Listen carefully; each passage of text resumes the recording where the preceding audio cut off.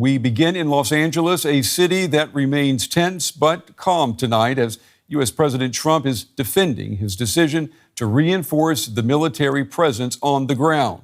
700 Marines and more than 4,000 National Guard troops have been sent to Los Angeles to curb the recent violent protests against the president's immigration crackdown and to protect federal agents. California's Democratic Governor, Gavin Newsom, has called the action illegal and says the heavy military presence is creating logistical complications. Since last Friday, thousands have taken to the streets with dozens of people arrested. DW's Benjamin Alvarez Gruber has been covering the protests for us from Los Angeles. He is in downtown LA right now. Benjamin, 700 Marines have arrived in the city, but protests have been largely peaceful. What's the situation right now? Brent, sorry to disappoint you. You've got me, Janelle Dumalaon, standing for you here in Los Angeles.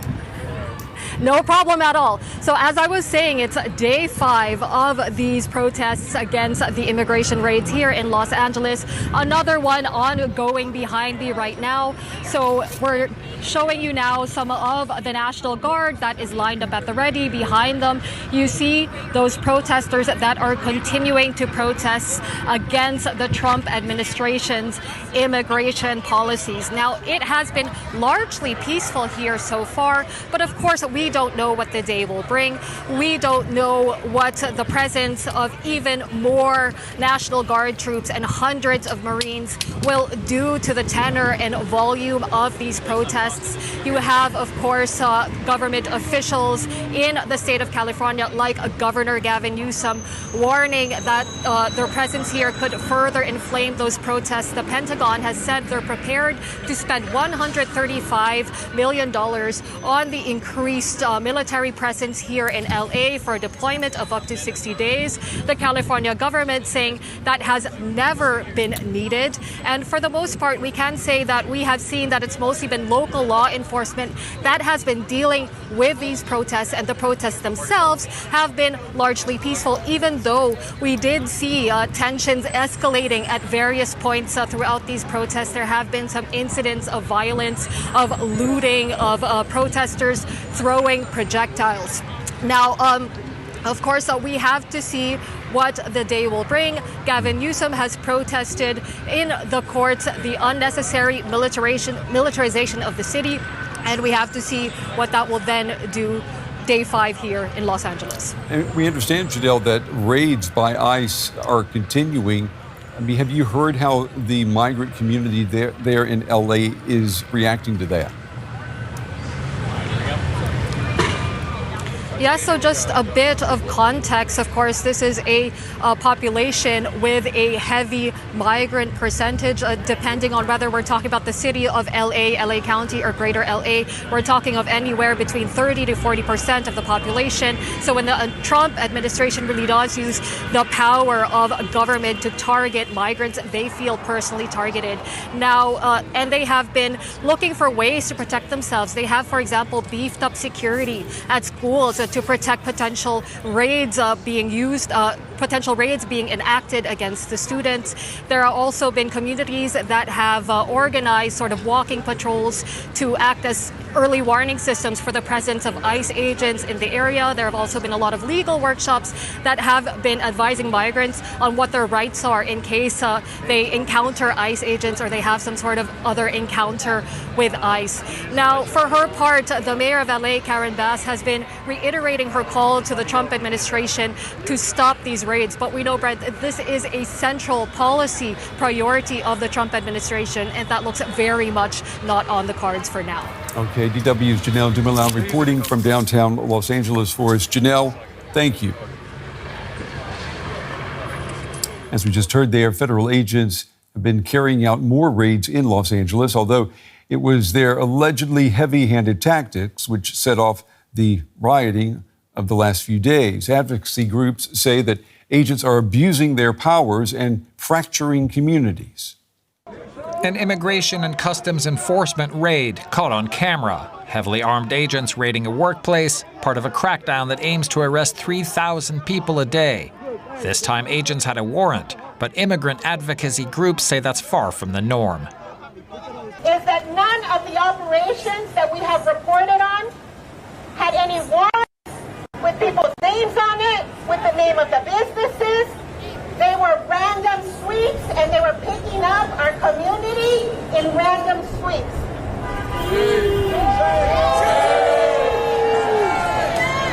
They were racially profiling our community.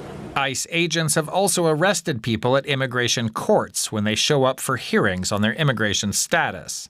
The Immigration Defense Project NGO says ICE agents use ruses to gain entrance to private residences without a warrant, saying they want to talk about the Bible or claiming to be police. Union officials say people who are lawfully in the U.S. are afraid to show up for work, while relatives of those detained are in anguish. My name is Geronimo, uncle of Lazaro Maldonado, who was kidnapped by ICE. Since then, we do not know anything. He gave 18 years of his life to this company. He was always here. He was loyal. And until today, we haven't been able to talk to my father, just like everybody else here. Many are worried their relatives will never receive a hearing and could just be deported. Official statements from ICE announcing deportations are not encouraging, nor is how ICE officials portray those arrested in raids from coast to coast. Represented in these numbers are murderers, rapists, drug traffickers, child sex predators, and members of violent transnational criminal gangs. But Latin American community members say that their detained relatives are just trying to make a living and fear they will have little or no chance to fight charges before they're kicked out of the country. Well, I want to bring in now John Culhane. He's a professor of law and dean of faculty at Delaware Law School. He's joining us from Wilmington, Delaware. Professor, it's good to have you with us. We heard in that report the measures that ICE agents use to arrest migrants. Sometimes they don't have warrants with them. Is that the way in which these raids are usually conducted? Is that a legal way of conducting raids? It depends entirely on where the raids are being conducted. So you can't go into someone's private residence, for example, and just burst down the door. That is unconstitutional. It's very clear that the Constitution protects people in their private spaces. So you would need a warrant. But as the previous segment indicated, sometimes ICE agents will come to a person's door, a person's home, and they will use a ruse or a pretense to get in there and say, we're here to investigate something else, and people let them in. And then, even though they're still supposed to get consent to search the places and to arrest people, generally that's not done in practice. So in those spaces, there really is full constitutional protection. What's more of a problem these days is these raids in all kinds of places like businesses, and even places that were considered too sensitive in the past to allow raids, such as churches, schools, courthouses, places like that. As long as the place is open to the public, okay? So if there's an area of a business that's open to the public, ICE is allowed to go in and conduct a raid without a warrant. So one of the things that employers can do is they can designate certain parts of the workplace as private, and that then would require the ICE agents to obtain a warrant before, conducting a raid of this sort. If a raid takes place, let's say inside a business, for example, inside a Home Depot, as we've been hearing about, and if they find undocumented migrants are working at this business, isn't it unlawful for a business to hire an undocumented migrant to begin with? Because it seems we rarely hear about business owners being prosecuted for putting illegal immigrants on the payroll. Yeah, so a couple of things to that point, which is a great point. So the first is, yes, it is illegal to hire people who are undocumented, who are in the country without the proper authority to be here. If it's a paperwork mistake, something that's administrative, then there are fines for that, but that's not treated very seriously. If it's deliberate, if the employer is hiring people deliberately, knowing that they're undocumented, that's a different story. The fines are much more excessive. They scale up with the number of violations and can even lead to imprisonment. I suspect that the reason you don't hear too much about the businesses themselves being prosecuted is partly political fear that if the businesses are prosecuted and stop hiring undocumented people, given the vast number that we have in the country, that could have an adverse effect on the economy. So that's my guess. But you're right. You don't hear as much about the businesses themselves being, held to have violated the immigration laws, even though in many cases they have. Yeah, very good point. Professor Culhane, unfortunately, we're out of time, but we appreciate you taking the time to talk with us and sharing your insights. Thank you. Of course. Thank you so much.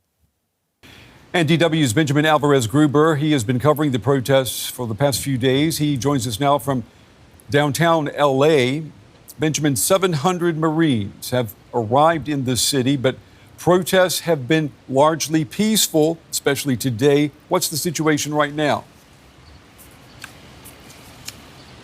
That's right, Brent. First of all, we have to go also against the disinformation that many are spreading who are not in the city. So the protests that are happening, if it's peaceful or the more violent rioters in the evening and night hours, are happening in a small downtown area. Some of them took over the freeway, other protests in front of the city hall of the LAPD police department. So that's where riot police is. That's also where we were at the last hours and also in the last evening hours there with a lot of heavy police presence. We have not yet spotted the Marines. They are en route to Los Angeles. We saw many of the members of the National Guard protecting the federal building there. But it's important also to go against this disinformation saying that Los Angeles is a war zone. That's something that many are using to defend this decision that also has a price tag on it, because a top Pentagon U.S. official said that it will cost more than $134 million US just looking at the National Guard and the Marines that are being sent to the city of Los Angeles. And these protests, they are centered around federal government that is going into cities and trying to round up undocumented foreigners who are in the U.S. and deporting them. And we understand that the deportations, regardless of what we're seeing in Los Angeles, those deportations continue, right? They will continue, and U.S. authorities in Washington have said that they will continue pushing forward, that protesters will be met with full force, not only here in Los Angeles, but in other cities. We've seen these protests spreading. We can also expect that many of those protesters will also show up on Saturday with this huge military parade. President Trump said that protesters will be met with full force there too. But yes, that's how they'd actually started here on Friday, on Saturday, with ICE officials arresting undocumented migrants on a Home Depot in the southern part of Los Angeles with a predominantly Latino population. And it's quite significant seeing as this is still unfolding in courts. Why Los Angeles? Why California? This is a city with a high Latino population. We've seen this political clash that is now being taken to court between the Democratic governor Gavin Newsom and U.S. President Donald Trump in Washington. So we can expect these raids to continue, and also to the city to be on high alert. Yesterday there was this tactical alert, meaning that LAPD, that riot police, is prepared also to mobilize quite quickly. The big question now is, will we see U.S. Marines on the street also helping law enforcement, as LAPD themselves said that is carrying high additional logistical challenge to try to include them in the work that they're not actually prepared to, because that's up to the LAPD, to the riot police to take care of crowd control, something that is not really common for members of the National Guard, and even less for the U.S. Marines that are on their way to the city. DW's Benjamin Alvarez Gruber reporting tonight from Los Angeles. Benjamin, thank you. And we can take a closer look at all of this now with Professor Robert Pape. He teaches political science at the University of Chicago in the United States. Professor, good to have you on the show. The governor of California accuses Donald Trump of sowing chaos in order to advance his cause. In your opinion, is that what we're witnessing? What we're witnessing is the latest stage of what I call violent populism in America. For the last 5 years, the United States has experienced historically high political violence that we didn't see before since the 1960s. And what you're seeing is chapter after chapter. The United States is badly divided. It's especially divided on immigration. Donald Trump was elected on a pro-deportation platform, so he is committed to deporting immigrants from the United States. That means from cities like Los Angeles. There are people in Los Angeles, around the country, that want to push back. And so what you are seeing is the pushback. And you're seeing Trump on one side, Governor Gavin Newsom on the other, and they are the representatives of this major division in the country. Mm-hmm. It is, at this point already, very much a war of words. President Trump has called the protesters paid insurrectionists and suggested Governor Newsom should be arrested. How dangerous is this rhetoric? This rhetoric is dangerous because it inflames both sides, actually. Donald Trump's rhetoric will embolden his side to take more, even stronger actions, and it will also embolden the other side to be defiant, to push back. And so what you're seeing is the rhetoric is pouring gasoline on a fire that's smoldering. Now, the violence at the moment is limited. It's within a band, but the danger is, as we see in our national surveys at the University of Chicago Project on Security and Threats, that a large part of the country, 40% of Democrats, 25% of Republicans, support the use of violence and force for their political objectives. And this is especially high, even higher than it was in the fall with the election. So we're in a tinderbox moment. This is a flashpoint. And rather than having political rhetoric that's incendiary, all sides need to have political rhetoric that's calming. And otherwise, we're just going to see more chapters of the era of violent populism. Mm-hmm. Let's talk about what that next chapter could look like, because there is a lot of speculation about Donald Trump toying with the idea of triggering the Insurrection Act. Could he be laying the groundwork for a more expansive use even of the military to suppress dissent? Yes, that is possible. The real danger would come, not just with the Insurrection Act, but that if security forces were ordered to fire on our own civilians. That is the actual danger underneath this idea of the Insurrection Act. That would be the real hot point, and that would be a point where you could see the security forces disobeying. So this idea of the Insurrection Act is not just simply a new law. It opens a new space for even more tumultuous violence in the United States. And that's why it would be such a dangerous move to go there. Protests we've already seen in the past 24 hours have been spreading beyond California. As an expert on violent populism, how concerned are you that this moment could trigger broader instability? It is a flashpoint, and the way political violence works is like a wildfire where you need the combustible elements, the grievances, with a tactical flashpoint.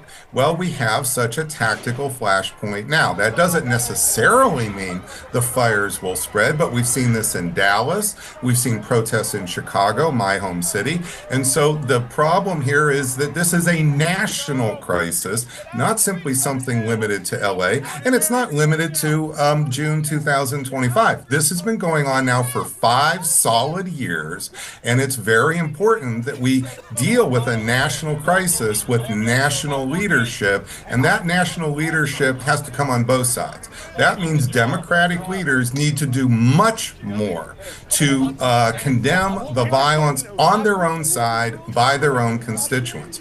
That means Donald Trump needs to use more restraint.